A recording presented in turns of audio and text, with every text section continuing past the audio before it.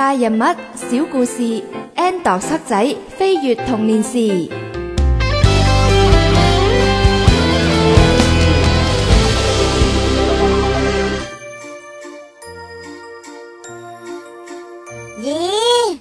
點解呢度咁黑嘅 ？Andox，你喺邊啊？唔使驚，唔使驚，唔使驚，跳咗總掣咋？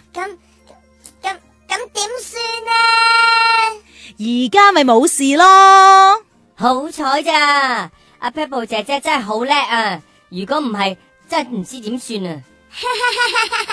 黑仔怕黑喎。哎呀，你哋而家習慣咗黑少少咧就開燈。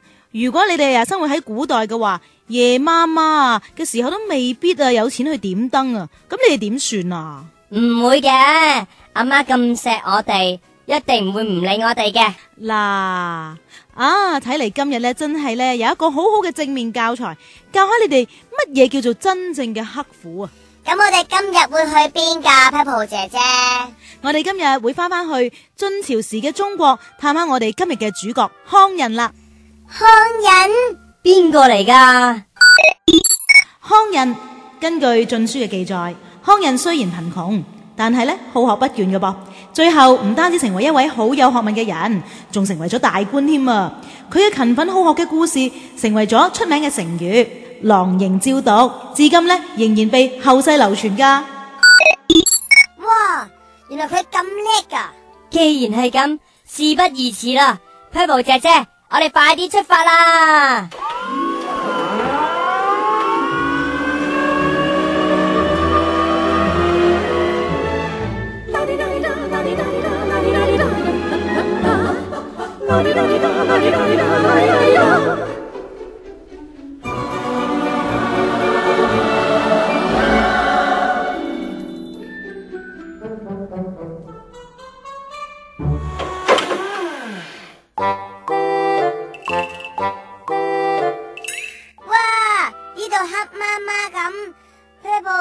！Pebble 姐姐，其實我都好怕黑噶。係咩？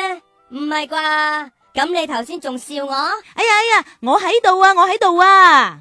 邊個？你好啊，我叫做 Purple，你可以叫我做李姑娘嘅。呢個咧就係黑仔，嗱，嗰個咧就係 Andox 啊。我哋冇阻住你啊嘛。點會呢？而家都夜媽媽啦，反正都溫唔到書，所以一啲都唔阻。係呢？你哋係外地人？係啊，我哋來自未來噶。未來？你講笑咋嘛？我哋真係嚟自未來噶。咁未來嘅夜晚係點噶？現代嘅社會係萬家燈火，就算夜晚黑咧都唔怕冇光噶咯。咁好噶？我哋屋企就連買燈油嘅錢都冇噶，每日一天黑就咩都做唔到，只可以早啲瞓覺，聽朝早啲起身繼續溫書。咦？點解會一點一點嘅光喺半空度浮下浮下，咁得意嘅？哇！你睇下，我用隻手捉咗一粒啊！睇下吓！哎呀，黑仔，你唔好咁大力啦，你會碾死佢噶。佢咧就係螢火蟲，係昆蟲嘅一種嚟噶嘛。佢嘅尾部咧會識得發出一點一點嘅微光噶。如果將呢啲螢火蟲捉晒落去個袋度，咁樣吊起佢，咪可以有光，可以夜晚嗰陣溫書咯。哥哥，你真係勤力啊！雖然夜媽媽仲喺冇燈嘅情況之下，但係都冇放棄過溫習。係啊，比着我一早就已經瞓到炸都炸唔醒啊！冇計啦，雖然我出身唔好，後尾仲家道中落，變得一貧如洗，但係我始終都冇放棄要努力讀書嘅心噶，因為我希望日後可以成為一個有用嘅人，做一個稱職嘅官員。你呢一份志氣呢，真係值得好多現代人學習噶。哎呀，我哋嘅時空隧道呢又發出信號啦，提醒我哋夠鐘要走啦。咁快就要走啦？我仲想知道多啲未來世界嘅嘢。康恩哥哥，我哋得閒會再嚟探你噶。下次我帶埋我哋現代人嘅燈膽俾你啊！有咗佢，咁你就可以夜晚讀到幾夜都得啦。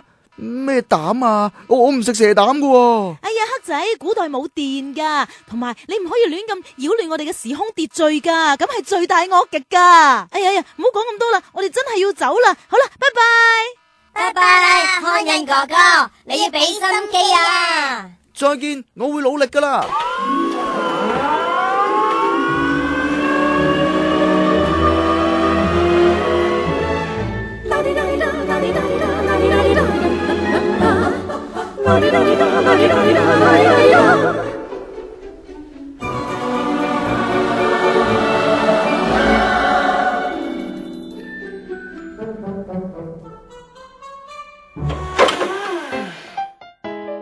咦？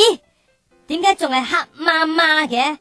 我哋唔係已經翻到嚟現實世界菠蘿學堂㗎啦咩？係啦 ，Pebble 姐姐，唔係又跳總掣啊嘛？想我開翻燈都得，你答我一個問題先啦。我知，今次 Pebble 姐姐想我哋知道一個道理，就算環境再差，我哋都要堅持落去，唔好放棄啊嘛。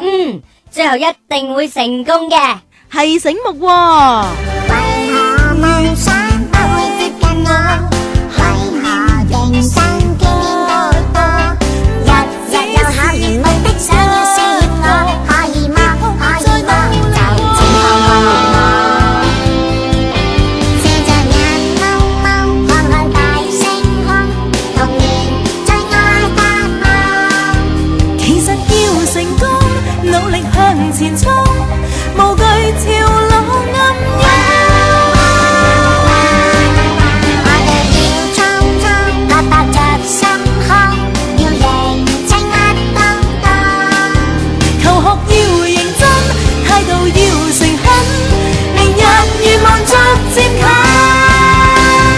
Anna 黑仔同 Pebble 姐姐唱唱歌，功課好多，考試好多，我哋真係唔驚喎。無論你哋學緊邊科，最緊要係努力過。無論大人或者細佬哥，笑口常開，唔好怕多。